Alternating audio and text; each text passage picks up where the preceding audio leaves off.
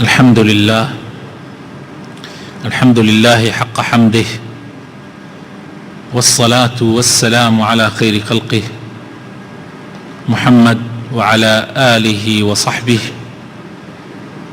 ومن تبعهم بإحسان إلى يوم الدين.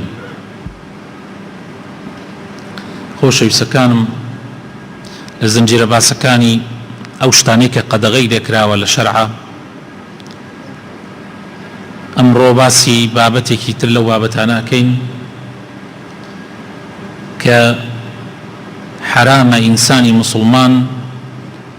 پشت لە برای موسڵمانی بکا. پشتکردن لە خوشک و برای موسڵمانت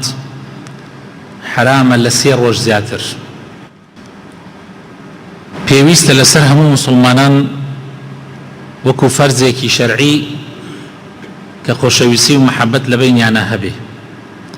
ئەبێ موسڵمان پەیوەندی برایەتی و خۆشەویستی لەگەڵ برای موسڵمان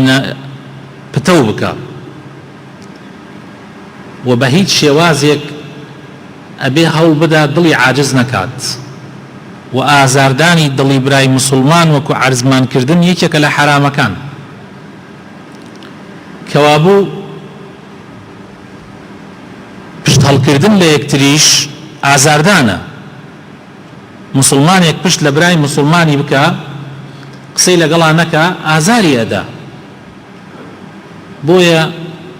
لەو بارەیەوە چەندین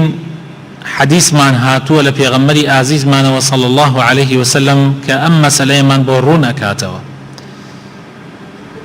بەڵام لێرە پێشەوەی بڕۆینە سەر حەدیثەکان پێویستە بزانین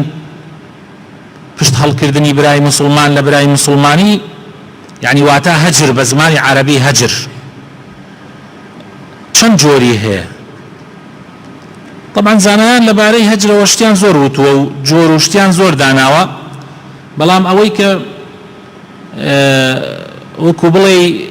هەمووی کۆکاتەوە مختصر و مفید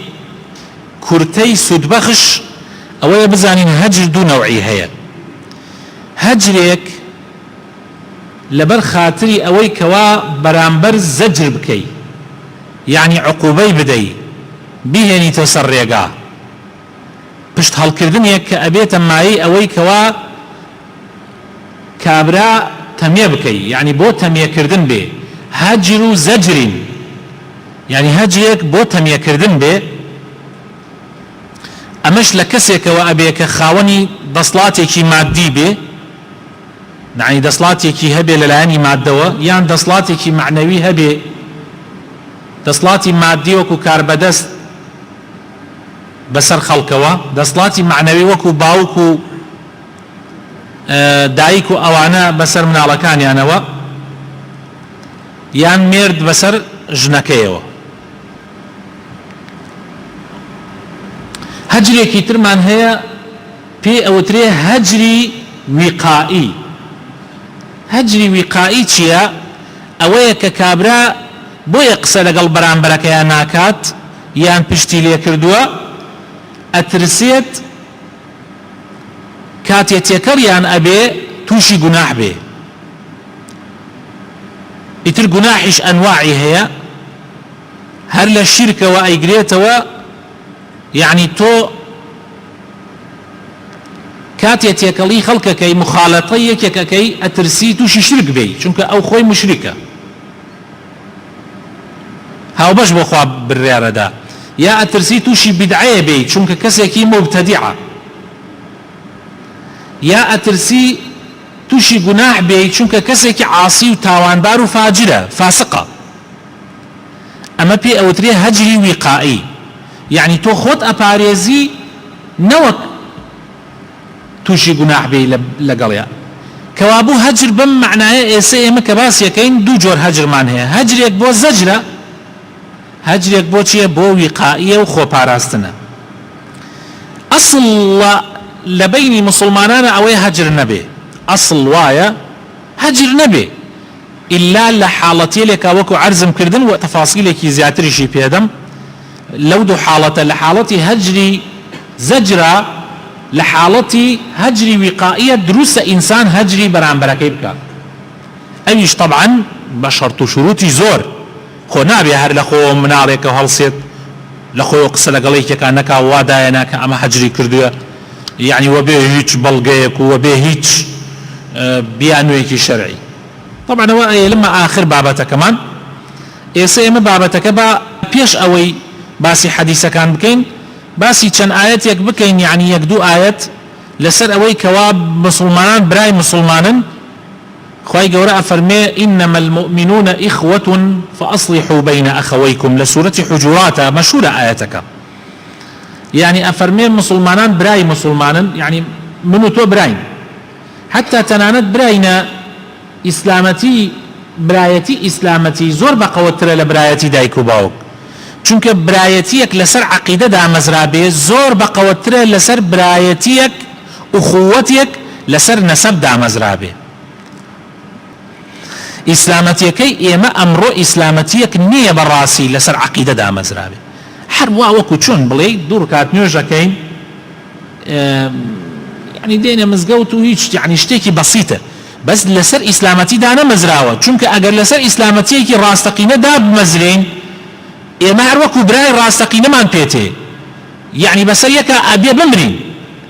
أبيا پشت يكتري قد بر ندين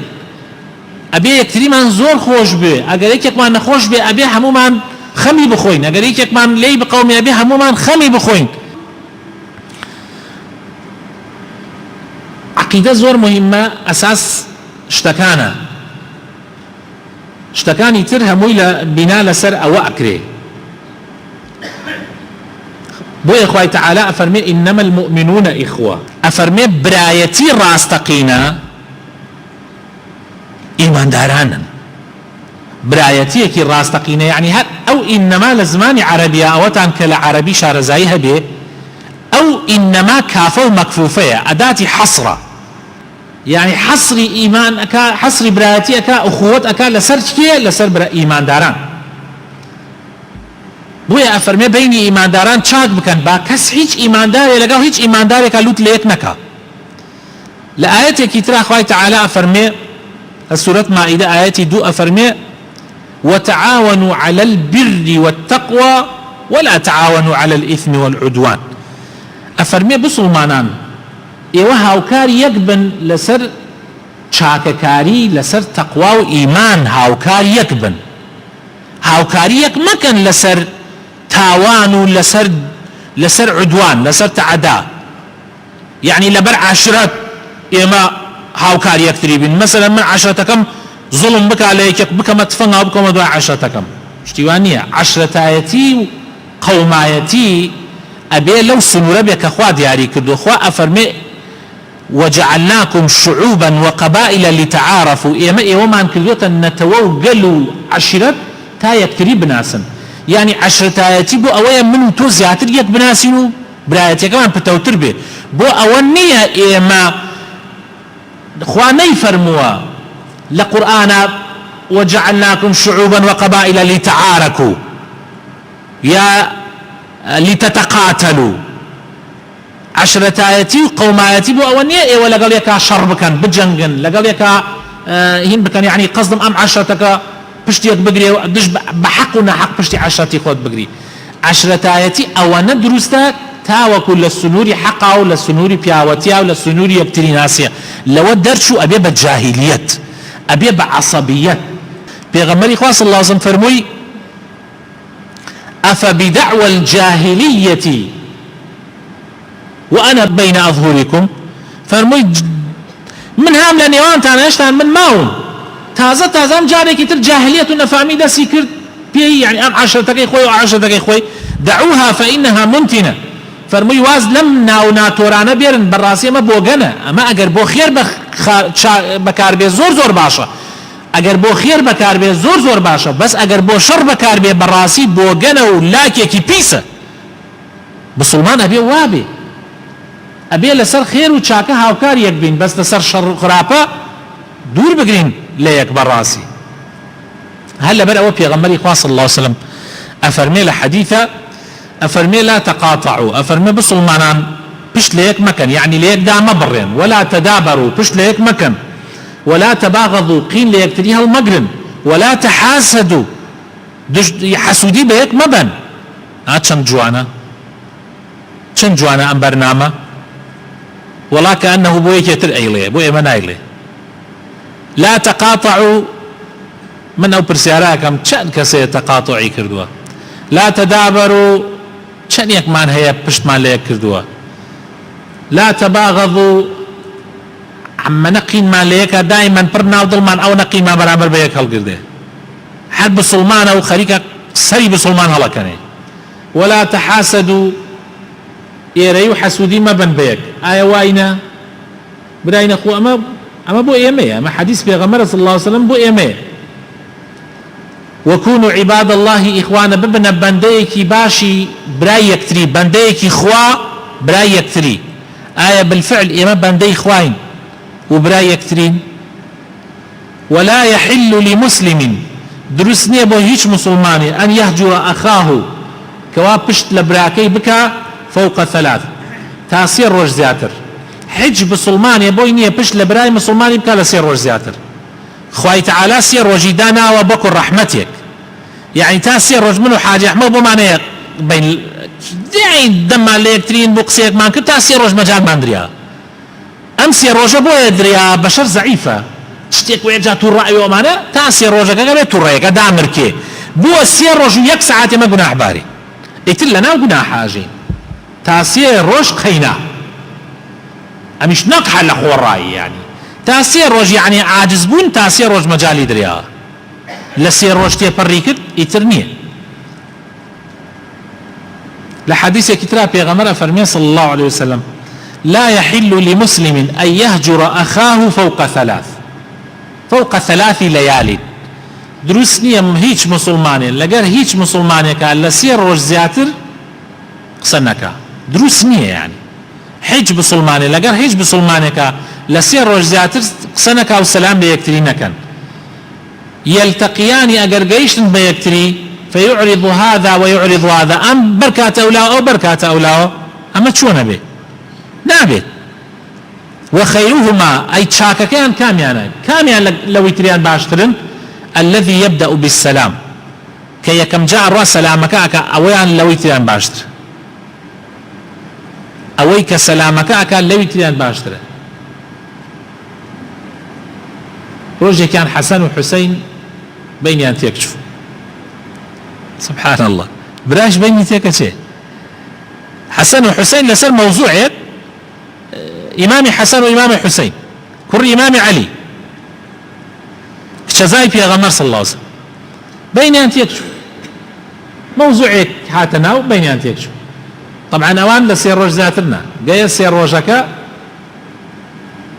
سير يعني كل حسن هات بماري حسين انت باوش عن كده هيك او اش بنوا حسين متي كاكا ازاني من بوشي نهاتم هستم كرد او حديثي في غمر افرمي صلى الله عليه وسلم باشتركتان اويك دز بسلامك يعني بيت اشتو بيتوا لبل اونا هاتم هست كم لدلخم والله تو من باشتري وبياوتري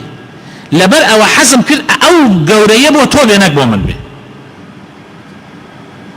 الله اكبر حتى يعني ضل هيك عاجزه بيه بلا سير روج نازياتر حتى لو كاتك ضل عليك عاجزه حسين بتمايا او خيره قوريه بل حسن بكبه با او بري او خيريته بكبه چونك زور مهمه خوش شي سكانم او بياوتي قوريه او اركينه قوريه هر کس بيت خاوني زور قوريه زانایان مانوتویانه عاجز بون ليكتري دو بلاي هي بلاي كان برزو بلاي كان يعني بلاي كي زور وكبر عاجز يكب جيت او بريو بلاي كي توزي نزم ترى يعني توزي كم ترى او بلاي كبلاي كي زور برزا يعني اللي عاجز بون عكاتا درجه كي فول اخر درجه او هر سلام ايش ليك نكن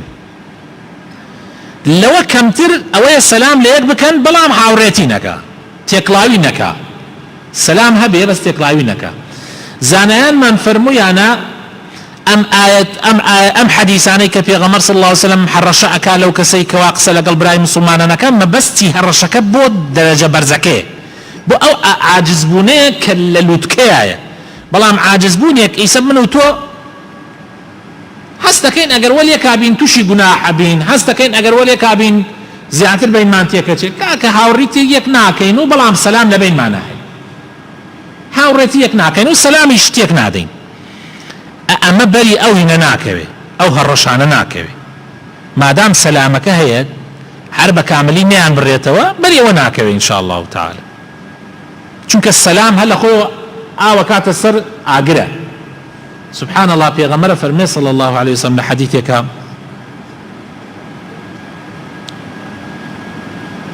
ئەفەرمێ مسلمانان لا تدخلوا الجنة حتى تؤمنوا مسلمانان ناچنە بەهەشت و هەتا ئیمان نەهێنن ولا تؤمنوا حتى تحابوا و ئیمانیش ناهێنن حتا وەکو یەکتریتیان خۆش نەوێ أولا أدلكم على شيء إذا فعلتموه تحاببتم آية شتێکتان پێ نەڵێم ئەگەر بیکەن خۆشەویستی لە بینتانە بڵاو ئەوێتەوە أفشوا السلام بينكم سلام لە بینی یەکتریا بڵاوکەنەوە یعنی سلام بکەن لە یەکتری سلام کردن لە یەکتری ئەبێتە مای خۆشەویستی خۆشەویستی ئەبێتە مای ئیمان ئیمانیش ئەبێتە هۆکارێ بۆ بەهەشت ئەم حەدیثە وایە کەوابوو ئەم چوارە بەسرانەتە یەکتریوە سەلام خۆشەویستی ئیمان بەهەشت سەلام خۆشەویستی ئیمان بەهەشت حەزەکەی بڕۆیتە بەهەشت دە ئیمان دێرە حەزەکەی ئیمانەکەت قایم بێ خۆشەویستی لە ناویەکا بڵاوکەنەوە براینە ئەم خەڵکە زۆر عەجیبە ئەم خەڵکە وا ئەزانێ ئیمان بێنی گەری قین لە خەڵک هەڵگری بس مع العلم إيمان يعني خوشويسي إيمان يعني محبات إيمان يعني دوسايتي إيمان يعني قيشتي تهركسي أبي باوشي بيابكي حتى والله يا ما أبي أمن بالرحم بين يعني أبي خلق بمان بيني حز لإيمان بك حز لمزقود بك يعني مسلمان أبي همو خلق خوشي بي أبي هاو بدا يعني خوشويسي كوي بخاطر الخلق أبي هاو بدا يعني قيني لخلق نبي أبي هاول بدا خوشويسي بلاو كاتوا براينا إمامي عبد الله كري عمري كري خطاب بياميكي زور قوري عالميكي زور قوري إماميكي قوري براستي لعلمه أم بياو قوري حتى وكو آخري تمني تا قري تيامابو أم بياو يحمو روجي شو بازار أهاتي شو هيشي بينيه ئەیانە تۆ بۆ ئەچی بۆ بازار مامۆستای خۆشەویست تۆ بۆ ئەچی ئەیود واللهی بۆ بازار ماڵی شەیتانە ئینسان تا بۆی بکرێت دووری لێ بگرێت بەس من مەبەستم هەر ئەوەیە لەم پەر بازار وەڕۆم ئەو پەر بازار بۆ ئەوەی ئەو حەدیثەی پێغەمبەر صلی الله عليه وسلم جێبەجێ بکەم ئەفشوا السلام بینکم سلام لە بینی یەکتریا بڵاوکەنەوە زۆر گرنگە ئەم حەدیثە زۆر گرنگە ئێمە سلام لە بینی یەکا بڵاوکەینەوە قايشتين بيكتري بيغمر صلى الله عليه وسلم فرمي سلم على من تعرف ومن لا تعرف سلام لهركس يبكى ناسيتو ناسيتو هر سلامك بك چونك تو سنتي بيغمر جيبا جيكي براينا بالسلام ضلي خلق رأكيشي بويا بيغمر إخوة صلى الله عليه وسلم جخت لسر أواكاتوا لحديث كترها تو بيغمر صلى الله عليه وسلم فرمي تعرض طبعا أم حديث أنا خوش كان حديثي كم متفق عليه بو حديثي دهام حر متفق عليه بو أم حديث أنا كباسي كم يان بخاري مسلم بيكون روايات يان كردوها يان بخاري يان مسلم يعني حديثيك نيم بإذن إخوة لم شنو لمنو بيبسنو ضعيف فيو علماء عملي فينا كان جاء حسكم كاتي الروايات كان زور جان نايلين لبرا الحديث كان مشهورة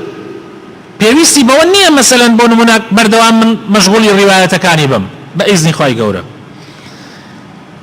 أبو هريرة أجريته وفرمي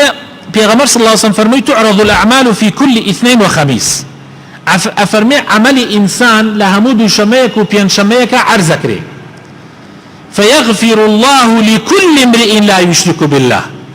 خوا لحمو كسي خوش أبيك كهاو بش بو خوا بريار ندا كأهل توحيد به إلا امرئا إلا كسيك كانت بينه وبين أخيه شحناء إلا كسي لبين خوي وبراكيا براي بسلماني بيني أنتيكشو أو أخو عليه خوش نابي أفرميت شي خوي تعالى شي أفرمي فيقول اتركوا هذين حتى يصطلحا وازي أن بين عملك إيش تان مليان خوش نابم هتا وكل قليك عاش نبنو حزكي أمر مزارع عبادة دون بسري حزكي ليلة القدر هاتوا خوا بري غفراني شوي ليلة القدر دنخا أبي أقام عن ليبي لحديث كتاب بيغمري خواه صلى الله عليه وسلم فرمي إن الشيطان قد أيس أن يعبده المصلون في جزيرة العرب شيطان تازة ميؤوز بو بأميد بو لجزيرة عرب يعني لولات إسلاما مكة ومدينة وأم دورو بريكة إمام تياجي تواو بأميد بو تازة خلب را عبادة شيطان كا تازة خلنا را عبادة أي شكتشيا ولكن في التحريش بينهم بس دي بين ما انتيا كدا تشتي بوچوك قورا كاتوا يعني او تشتا بوچوك انا كواد امن يوارا وتموتن برايا مسلمانا سرفترا فرزيك صاريك جارية بو ايما لبر خاطر سرفترا بين ما وليكاتيك بچي كاكا سرفترا كيبا غنم ايدا بروا غنم بيدا كيبا برنج ايدا وبرنج بيدا كاي مشكلة اوشي كقناعتي خبرا ايما لسر كاكا ايما ايمانا كان وعن وتوا يسخو من نايا بيجم والله كاكا إلا حال أبي وابي ما دام إمامك وك أبو حنيفة وتويتي تاوترخو بسلمانك وبارا إيدا وبارا بيدا أبو حنيفة وتويتي خبرا أما خو نابي مشتكان حال بزور نيسا بيه نصر خلق بس من رأي موابي مثلا باشتر وايا بخواردن نقيتش أما أنا نابي قورا كينوا أمشتانا نابي إمامتيك دا إما تشتي لو قورا ترمان هيا لو قرن ترمان هيا كتوحيدي خوايا إما يكخوا من هي برسين إما بيغمر يكمان هي أرين ما إيمانك كمحمد المصطفى إما يقرآن من هي يكتاب من هي منهج جيان مانا إما مسلمانان هموي برا مانن وآفرتاني مسلمانان هموي خشك مانن أما إما منهج مانا برنامج مانا خو نابي بالخاطري أوي مسائلك خلافي إما بيتماعي أوي من توب إيمان تيك بتشي إما سبكان الجوازيان كاك إمام أبو حنيفة وإمام شافعي لذلك جوازيان أبو إمام مالك وإمام أحمد جوازيان أبو أم شوار إمامه حرشي تلبشان هبو حرشي شان كوتوشان هبو تا أمر جوازيه يك بيك نيوت وكافري يك بيك نيوت مقصلة قلتواناك قيت شكابرا تو بلغت حديثي بيغمرة أمش بلغي حديثي بيغمرة تصورا كان لمزقوت عليه السمودة شربوك صاد ديوكو بيركا شربوك صاد ولا سروي ولا قنوتي بيانيان بخوين ريان نخوين ري مع العلم شافعي وإمام مالك الله قنوتي بيانيان بخوين ري إمام أحمد وإمام أبو حنيفة الله قنوتي بيانيان نخوين ري اتر أويك أي خويني هشون إمام يكوتوا أوشي كناي خويني شوني إمام يكوتوا من قناعتم هبيك نخوين ري ما في حديثك أو إمام باسي كردوا أوش قناعتي هي كنخوين ري هرب في حديثك كإمامك لو إمامانا كشافعية يعني مالك باسي كردوا اتر ما كاي مشكلة أما وزو عبو بقات حدا وي منو توبو كسليك بدين يا منو توب بين سر وجولاك يكتري أي مبراي أي إمام كان من أمان كرت نيان كرت أي منو توبو بيكي يا إمام كان من نايكن إمام كان من إمام أبو شافعي أي الله قنوتي بعنيان هي طبعا شو تمزقوتك إمام أبو حنيفة لمزقوتك إمام أبو حنيفة طبعا تلبكاني إمام أبو حنيفة ريزن بو شافعي خنا برنوجي أو خنا برنوجي يسمن أجر ما موسى عبد الهادي بيبو إيراك من اللي رنبم طبعا خوي ورازينا وما موسى عبد الهادي نشد برنوجي طبعا أو خنا برنوجي طبعا ما موسى عبد الهادي لو تشيل قلب برتش لقل ما جوازية به يعني مثلا أما دزل أشكي يعني أشكي من بريم أشكي أو بريم أشكي مثلا أما أبي يعني من يا منو ما موسى ملا عمر يا من حرب ما موسى كيتل ما موسى ملا عباس ها ما موسى بريز هنا كلام شارع أجين إمام الشافعي أخنا بيشنيجي طبعا دوسيت لبي إمام الشافعي شي لقال خويا طبعا ليس حزكا مثلا تلبى دائما أويك تعزى حاتو تناودين وحزكا دائما مثلا رأي خوي سركفي وأزاني أما هنا يعني توبينا إلا أبي من هالخوم سركو ئەوە تەسەورەکەن هەنێ کەسێ گەنجە یعنی ئەم گەنجانە طبعا حەزیانە گوتیان ئیسا ئیمامی شافعی قونوت بەیانیان نەخوێنێ ئەوان وەکو چۆن بڵێ قسەکانی ئەوانە دەینە دووە وەڵا ئیمامی شافعی نوێژی بەیانی کرد و قونوتی بەیانی نەخوێنە نەیخوێن تەلەبەکانی وتیان لەبیرت چوو قوربان نەوەڵا لەبیرم نەچوو ئەی چۆن نەتخوێنا وتی وەڵای لەبەر خاتری ئەوەی ئێمای لە مزگەوتی ئیمامی ئەبوو حەنیفە ئەوە قەبرەکەیەتی هێشتا هە لەولاوە جا وایە لە عەظەمیە بڕۆن قەبرەکەی ئیمامی ئەبوو حەنیفە ئەکەوێتە پڕێک لە پڕەکانی مزگەوت فەرمووی ئەوە قەبرەکەیەتی ها لەوەیە ئەی من حام لە خزمەتی ئەوە حەستمە کرد بەی خوێنم وەکو چۆن بڵێ نەوعێک لە هینیە یعنی وەکو جوان نییە بۆ من نەیخوێنە احتراما بۆ صاحبی ئەو قەبرە احتراما ڕێز بۆ ئەو هیچیش لە شافعی کەم نەبوویەوە ئەوان چۆن لەگەڵ یەکا معامەلاکەن لە دوای مردنیشی ڕێزی لێگرێ ئێمە لە ژیانە ڕێز لە یەکتری ناگرین نابێ ئەمە زۆر غەڵەتە صحابەکانی پێغەمبەر صلی الله علیه وسلم جاری وا بووە کاتە لای یەکێکیان داوای فتوایەکی کردو وتیتی بڕۆ لای فڵان ڕۆیەتە لای ئەو وتێتی بڕۆ بەلای فڵان ڕۆیە بۆ لای فڵان بڕۆ بەلای فڵان دەی کەس فتوای نەدا ئەم وتێتی بەشکو ئەو فتواکە بدا ڕێز بۆ ئەو وتێتی بەشکو ئەو وتێتی بەشکو تا گەڕاوەتە لای خۆی ئەوەنە احترامیان لێ گرتووە بەس ئێمەش دڵمان ئەوەنە تەنگە حەزەکەین زوو یەک بشکێنینەوە زوو عاجز بین لە یەکتری ئەمەش زۆر غەڵەتە بەڕاستی لحديثك ترى إمام أبو داود أجرته بس بشرط بخاري ومسلم أفرمي حلالني أبو هيش مسلماني لا يحل لمسلم أن يهجر أخاه فوق ثلاث أم قصيد وايا خطر بخوة أفرمي حلالني سير روج زياتر فمن هجر فوق ثلاث كيلا سير روج زياتر بكاتشيا أفرمي فما دخل النار خوابنا من ده أقر بمريتش تاقري جهنمو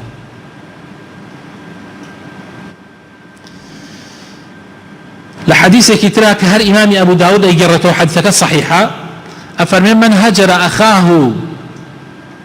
سنة فهو كسفك دمه هر كسي لقل براي من برايك مسلمانيا يقصال سنك وك أوايا كشتوتي خياني رشت به وك أوايا كشتوتي خياني رشت به ديتو والله حقا حديثانا بمان ترسينا حقا حديثانا توزيك وريامان كانوا ئێستا ئەمڕۆ مەسەر کۆتایی ئەو بابەتە کە عەرزم کردن کە وتم هەجر لە دوو حاڵەتە هەیە هەجرێک بۆ زەجر هەجرێک بۆ چیتر وتم هەجرێک بۆ زەجر هەجرێکیش بۆ ویقایی هەجرێک بۆ زەجر دەسڵاتدار و کاربەدەست پێغەمبەر صلی الله علیه وسلم سێ سەحابە نەڕۆیشتن لەگەڵا بۆ غەزای تەبوک خوای تعالی ئەمری داد 53 ڕۆژ پێغەمبەر صلی الله علیه وسلم لەگەڵیانە قسەی نەکرد ئەدەبیانیدا بۆی غەڵەتەکە دووبارە نەکەنەوە مسلمانانی تریش بترسن 53 ڕۆژ یا 50 ڕۆژ ئەوە زیاد لە 3 ڕۆژەکەیە بەڵام ئەوە کاربەدەست ئەگەر هەستی کرد زەلامێک زۆر خراپە پێویستە ئەدەب بدرێ کاربەدەستی مسلمانان ئەتوانێت ئەدەبی بدا ئیمامی مسلمانان عالمێک و زانایەکی بەر سەیری کرد کەسێکەیە سەر لە خەڵکتێکەدا ئەتوانێت بڕیاری لەسەر بدا کەوا مسلمانان هەجری بکەن بەس ئەمە بێ کێ بیکە ئەبێ عالم بیکە ئەبێ عالمێکیش گەیشتوێتە مەرتەبەیەک یعنی شایستەی ئەو مەرتەبە بێ بەڵام نەوەک من مەسەلەن بەرامبەر بە مامۆسایەکی تر هەر لە مەستەوای خۆمە من بێژم ئەو بیدعە چییە ئەو بە من بێژێ بیدعە چییە و بەربینە یەکتری و ئەمە نابێت ئەمە و هەروەها پیاویش ئەتوانێت تەمەی ژنەکەی خۆی بکە لە 3 ڕۆژ زیاتر ئەگەر ژنەکەی مخالەفەیەک بکە مخالەفەکەی پێویست بکات تەئدیب بدرێ ئەتوانێت لە 3 ڕۆژ زیاتر قسە لەگەڵ ژنەکەی نەکە ئەگەر پێویست بکە ئەنا ئەسڵ وایە لە 3 ڕۆژ زیاتر نەبێ بەس ئەگەر پێویست بکە سە ژن وا هەیە بە 3 ڕۆژ تەمێ نابێ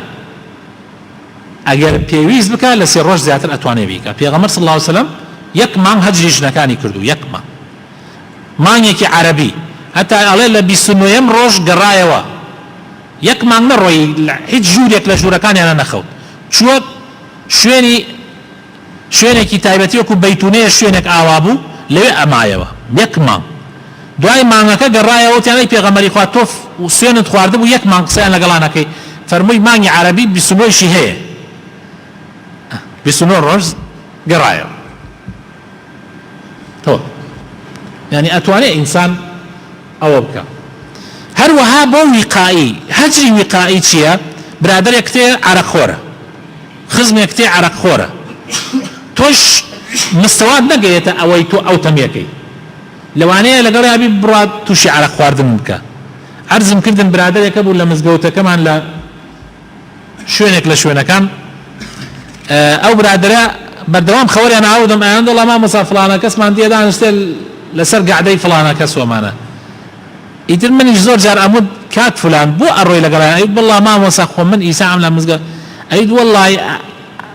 زۆرم لێ ئەکەن و برادر من و ئەمەن و بۆ خۆی ئیتر جارجاریش بۆ خۆی تۆزەشمە دەرە دەرخوارد. برادر مشکلەیە ئەو جۆرە برادرانە ئەوێ چی بکەی ئەوێ فریای خۆت بکەوی هاوڕێتیان نەکی ئەوە پێ ئەوترێ هەجری ویقایی. کابرایەکێ سەری لێت یەک چووە فکرەیەکی سەیر و سەمەرەیە هەیە فکرەکەی بیدعەیە لە ڕێبازی پێغەمبەر صلی الله علیه وسلم لای داوە منهجێکی منهجەکەی جگە لە منهجی پێغەمبەر صلی الله علیه وسلم منهجێکی لا دینیە لا سنەتیە ئەو کەسە پێویستە تەمێ بکرێ و ئەزانی ئەگەر هاوڕێتیشی بکەی ئەبێتە ماوەی ئەوەی تۆش لادا و ئیسەش هەیە لە وڵاتی خۆمانە لەم بە زمانە زۆر زۆرە ئەو کەسانە بەڕاستی ئەبێ گەنج دووریان لێ بگرێ ئەگەر هاوڕێتی ئەوانە بکەن دوایی سەریان لێ تێکەچێت چەند کەسمان بینی ئەهلی نوێژ و تاعات و ڕیش و ئیلتزامات ئێستا بۆ خۆی هەڵگەڕاوەت و ها لەو کافی تریانە نوێژ ناکە هەر لەم سمودەی خۆمان ئەوە چی هاوڕێتیەکە بۆ خۆی ئەگۆڕێت و ئەوێتە کەسێکی خراپ نەوێتە مستەوای ئەوەنە بەرز نەبووە تۆ کە بتوانێت بەرگە بگرێ بۆ خۆی ئەگۆڕێت ئەم ئەگۆڕێ گوناحێکی پێکەن هەرەوە حەساوە گوناحێکیان پێت کرد ئەمڕۆ وای پیاتە گوناحەکانیشت پێکەن و مۆبایلیش تەسویرێکەن ئیتر بۆ خۆی مشکلێ داواکارم خوای گەورەی ئیسلاحمان بکە یا ڕەبی خوایە لە ڕێگای ڕاست لامان نەدەی یا ڕەبی خوایە نەبینە مایی ئەوەی کەوا بسڵمانێک لە ڕێگا لادا یا ڕەبی خوایە بۆ خاتر ناوە جوانەکانی خۆت نەمان کەیتە فیتنە بۆ هیچ بسڵمانێک هیچ برایەکی بسڵمانمە یا ڕەبی خوایە ئێمە نەبینە سەبەبێک بسڵمانێک دینی لە دین دڵی بڕەنجێ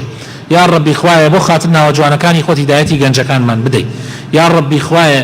بۆ خاتر ناوە جوانەکانی خۆت کارێک نەکەن یان کارێک نەکەین کەوا تۆمان لێ بڕەنجی یا ڕەبی خوایە بۆ خاتر ناوە جوانەکانی خۆت بۆ خاتر ئیسمی عەظەمی خۆت خوایە عەفومان بکەی یا ڕەبی لە تاوانەکانمان خۆش ببی یا ڕەبی خوایە مانگی ڕەمەزان بکەیتە مانگی غوفران بۆمان یا ڕەبی لە عوتەقای مانگی ڕەمەزان بین خوایە یا ڕەبی خوایە بۆ خاتر ناوە جوانەکانی خۆت لە باوک و دایک و برا و خوشک و کەس و کارمان خۆش ببی یا ڕەبی ڕەحم بە مردوەکانمان بکەی شیفای نەخۆشەکانمان بدەی بەتایبەت ئەو نەخۆشانەی کە داوای دوعای خێریان لێ کردین یا ڕەبی هەر موسڵمانە داوای دوعایەکی لێم کردووە من لە بیرم نەماوە خوایە بۆی جێبەجێ بکەی خێر و خێراتی تێبخەی بۆی بۆ دنیا و قیامەتی باش بێ یا ڕەبی خوایە یا ئیلاه العالەمین خوایە یا ڕەبی لە تۆ ئەپارڕێمەوە تاعەت و عیبادەتی ئەم مانگی ڕەمەزانەمان لێ قبوڵ بکەی ئەم چەند ڕۆژەشی ماوە بە نەسیبمانی بکەی یا ڕەبی خوایە بۆ خاتر ناوە جوانەکانت بۆ خاتر ئیسمی عەظەمی خۆت ئەم دەم چاوانەی کە لەم مەجلیسە دانیشتون و ئەوەشیان کە گویان لە موتارەیە خوایە لە ئاگری جەهەنەممان پارێزی یا ڕەبی خوایە ئەمن و ئەمان لە عێراق و لە کوردستانە بەربڵاوکەی لە هەموو وڵاتانی ئیسلامە لە هەموو جیهانە یا ڕەب العالەمین یا ڕەبی خوایە بۆ خاتر ناوە جوانەکانی خۆت بۆ خاتر ئیسمی عەظەمی خۆت بەرەکەتی خۆت ڕزقی خۆت فراوان بکەی لە وڵاتی ئێمە یا ڕەبی لە گرانی و قات و قڕی بە دوورمان بگری آمين آمين سبحان ربك رب العزة عما يصفون وسلام على المرسلين